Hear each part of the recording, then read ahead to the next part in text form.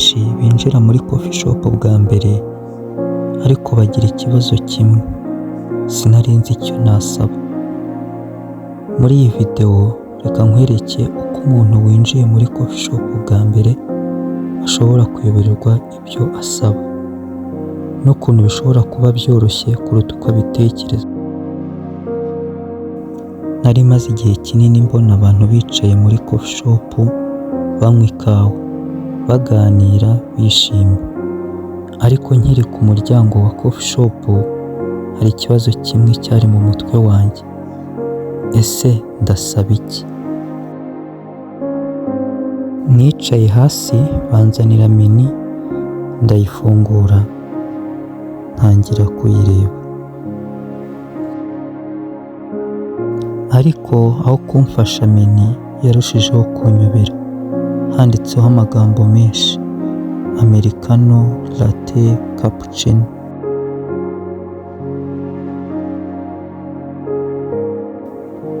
Nararebaga hose ariko mu mutwe wanjye hari igitekerezo kimwe gusa. Sinari nzi icyo nasaba.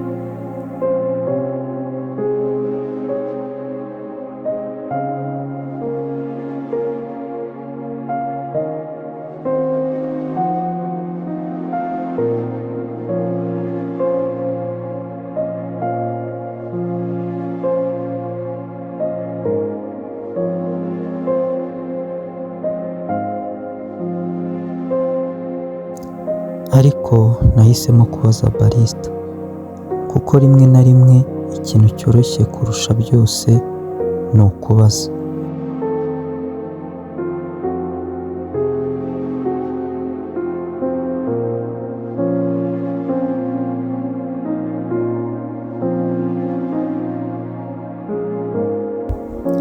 Niba ari ubwa mbere ugiye kunywa coffee, ushobora gutangirana na cappuccino. Ni ikawa irimo espresso, amata n'ifuro hejuru. Iroroha kandi iraryoshye ku bantu batangiye kunywa coffee.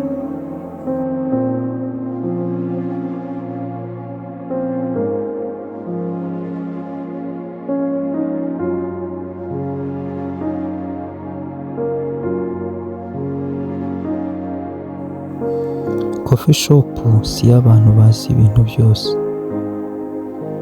Ni ahantu ho kugerageza ibintu bishya, ni ahantu ho kwishimira ikawa, ni ahantu ho kuruhukira.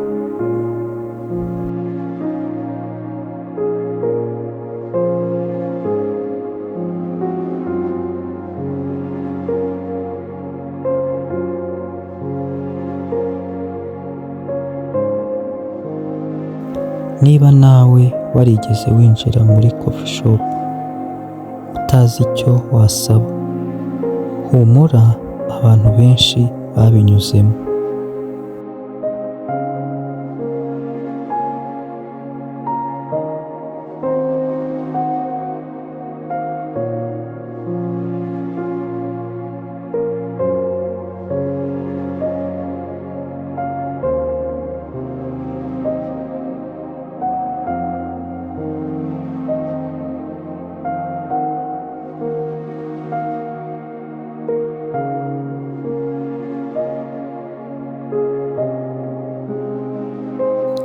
Ubwa mbere sinari nzi icyo nasaba, ariko ubu ndabizi.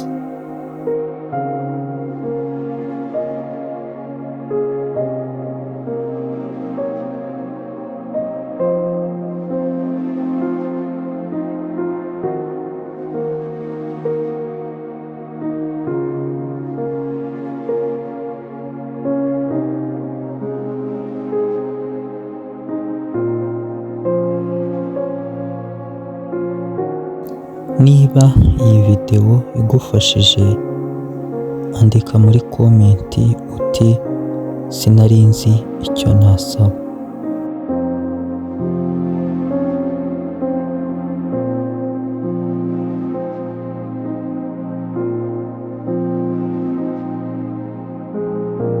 Kanda subscribe kuri Barista Irene TV. dukomeze twige byinshi ku isi y'ikawa.